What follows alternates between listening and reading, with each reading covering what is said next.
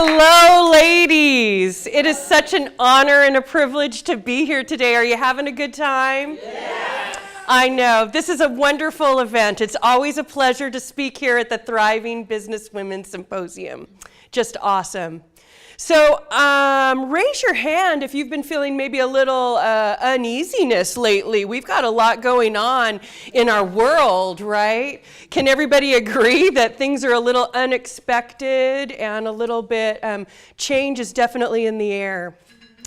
When I was thinking about what I was going to speak about today, all I could think of is, my mission is really to uplift and inspire women to raise their voices and speak up for what they stand for, right? And I thought, what a perfect opportunity, what a perfect time for women who are strong and powerful to get involved in their community, to get involved in schools, to get involved in whatever they're up to at a ground level, to hit the ground so that we can make our country, our communities, a beautiful place to be. And I believe that although things are uncertain right now, I really believe in my heart that this is the opportunity for us to rise up quietly, okay?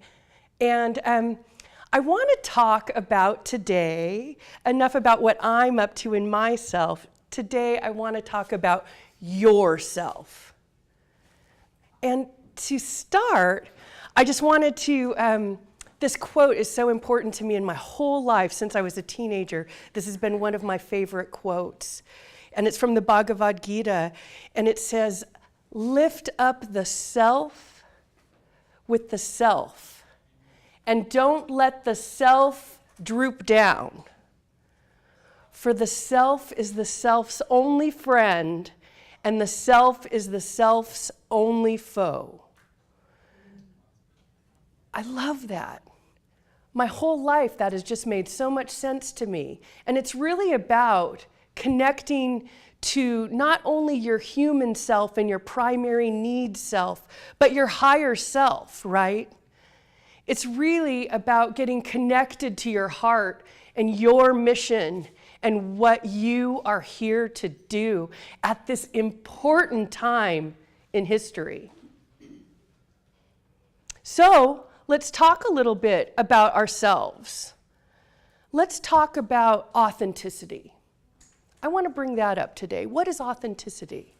Well, I think that authenticity is so much more than just saying the right words, right? Or speaking your mind, okay? Because if you're really connected to that big S self and the little s self, and really ruminating all that in the vessel that is the heart, you have so much more responsibility with authenticity than just stating your opinion, right? It's our responsibility to use language to uplift and inspire, to help other women, to build resources that make the children strong, to really make an impact and have influence, not only in our communities and in our country, but globally. It is time that the authentic voice of women, the nurturers of the planet, I want to say the sane people. Maybe I won't be so popular if I say that. But having that authenticity, being able not only to speak your mind, do you know that when women are in power and when women are doing things, they give back to their communities. They help children. They help each other. Men, well, you know what they do. They like sporting teams a lot, I've heard. They do other things as well. Men are great as well. But I just think that this is such an important time for women to really get empowered, to be in integrity with their mission. That's authenticity, right? To be not only honest with what they're doing, but embody what they're doing and what they stand for. And let's face it, being inauthentic is freaking exhausting, right? When you try to be something for everybody and you're in that mode of people pleasing, or you're doing approval seeking behaviors to try to get recognition, you're not being authentic. Authenticity is about being dedicated to having your primary relationship be with yourself and your source and your mission and what you're here to create on this planet. So it's really important that we get to know ourselves. I also love the quote, "Know thyself." Do you know where this appeared? Over the oracle at Delphi, ancient times, right? Know thyself. The second thing that was printed there was everything in moderation. Okay, well, maybe I don't need that third martini. Just kidding. No, it's not about that. It's not just a moderation like that. It's just nothing in excess, right? It's about finding balance, right? Creating balance in our world and in our lives. In order to be totally authentic, we're going to need to talk a little bit about self-esteem, okay? Because I don't believe that you can be completely authentic if you are engaging in these people-pleasing behaviors, okay? You're doing that for them. You're looking for outside approval. Okay, so we really need to look in if you want to go to this deeper level of authenticity and raise up your voice and kick butt out there in the world. So on a scale of 1 to 10, where are you in your self-esteem? Just ponder that for a second. Where are you in your self-esteem? Where is there room for improvement? And you can ask yourself, self? Or self? Who am I trying to impress? Who is it? If the answer is anybody but me, then you need to work on your self-esteem, okay? You are the only person that you need to impress. Now, I also want to talk about personal power. Would you like me to lay a couple tips on you about what I think you can do to boost your personal power? Yes. Awesome. I was hoping that you would say that. Otherwise, my speech would be over. And it's not. All right. So here's the first thing that I want you to do, is I want you to just give up the need to be perfect. It's never going to happen. I had 3 wardrobe malfunctions before I even got here today. Okay, so this is what you guys got. And I hope it's okay for you, because I'm only trying to impress myself. All right, so we really want to give up that need for approval on the outside. Once again, this is us trying to get approval from something other than our own source, our own self. My next tip, this one is near and dear to my heart. My next tip is speak up. Raise your voice. Be loud and proud about the massive value that you have to bring to this world. Don't for a second be one of these chameleons that stands in the background and says, oh, I don't know, I'll kind of change my opinion to blend in. Or maybe I'll cut my hair this way because everybody's doing it this way. No, refer to number 1. You are the only person that you need to impress. So speak up. Make it a habit to speak up. State your needs. Tell people what's going on with you. Now, number 3, I've touched on it a little bit already, but it is absolutely stop the approval-seeking behavior. Call an absolute ban on this approval-seeking behavior, okay? Approval-seeking is self-sabotaging. That's directly opposed to the self-esteem that we're trying to manifest, the self-love, the self-care. We can't do any of that if we're self-sabotaging. And by hiding your voice, by hiding your brilliance, you are keeping the people that need you from being before you so that you can assist them and serve them however you do that. We've talked about it a little bit. Some of the other speakers have mentioned it, and I'm just going to brush by this one, but know your values. Not just know them like a couple words that you can rattle off, but embody them. Look at them every day. Know in your heart, connect to that big self and little self. Meet in the chamber of the heart. Have a conference. Really embody those values.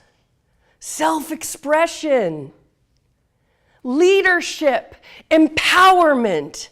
These are the kinds of things that we need these women's voices to bring to our communities these days. Also, sort of a piggyback of that one, is know your goals. Okay? Now, my background is, before I became a healing artist, I was a performer. I'm still a performer. I will raise my voice at any chance that I can get. But it's just like back in college in my acting days, when the director says, "What is your motivation?" Well, if we are all actors on the stage of life, we should all be asking ourselves these questions every day. And the answer is, those are your values. That's where those values, those magic words come into play. You know your goal, you know what you're going after because you have connected with yourself, and that's your motivation. You're on a mission.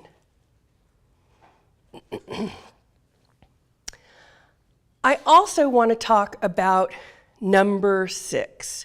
This is great. Develop self-awareness. It's kind of a revamp of what I've been talking about already today, but it's also not. It's about finding some sort of daily practice where you can cultivate this relationship between the self and the self, so that you can have really great communication. Know thyself. You need to be able to tell what is your stuff and what is somebody else's. How many of us pick up everybody else's stuff? You don't have to be an energy worker or a body worker to pick up people's stuff. There's toxic emotional energy everywhere we turn. Even more reason for us to be connected to ourselves and beam our mission and our values out to the world around us.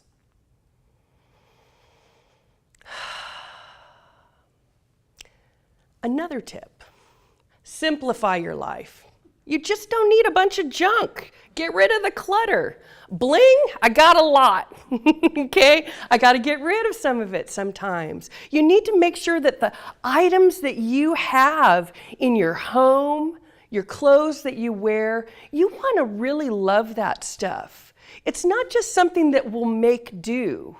Just keep everything that will make do out of your life. You want to fill your life with things that you love, things that bring you joy, and as a consequence of that, you are going to be in that state of love and joy and be able to beam that out to everybody around you. So make sure that you do a little feng shui around the house. I also worked with a coach once who used this term. She called it friend shui. And we all know what that means. If there's somebody who's like got toxic energy and maybe we need to sort of move them aside, you know, or maybe there's like cranky people on your Facebook feed, you can friend shui them right out of your reality, okay?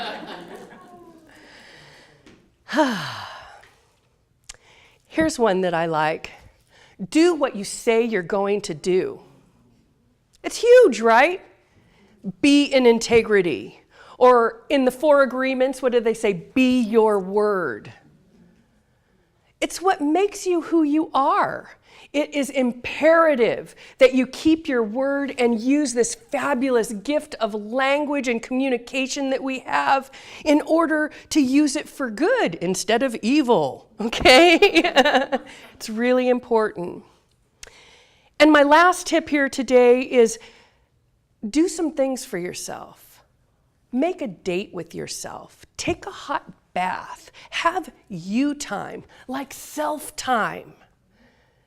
Self-care is not some fluffy thing that you do on the weekends with the girls for the girls' weekend.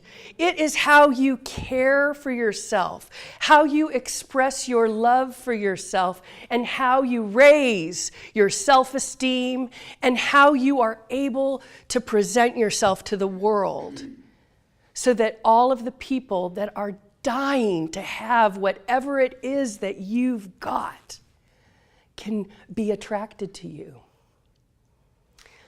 So life comes a lot easier when you're in the flow and you're living in this authentic state. Is it easy? Well, probably not. It's going to take a little work and a little self-examination on your part. So I really want to invite you, after our time here together, to embrace some of these concepts. Get clear about your mission. Get clear about your values.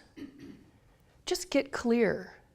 Have some time to yourself. It's important. Put it in your day timer.